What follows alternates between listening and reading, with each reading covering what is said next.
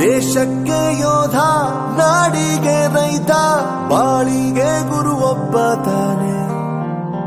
ಅಕ್ಷರ ಕಲಿಸೋ, ಅಜ್ಞಾನ ಅಳಿಸೋ, ಅವನೂನು ಅನ್ನದಾತಾನೆ.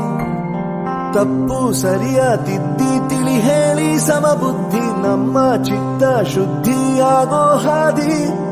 ಎಷ್ಟೇ ದೂರ ಹೋದ್ರೂ ಮರಿಬೇಡ ನಿನ್ನ ಬೇರು, ನಿನ್ನ ಸಾಧನೆಗೆಲ್ಲ ಇದುವೇ ಆದಿ. ಪಾಠಶಾಲಾ ಪಾಠಶಾಲಾ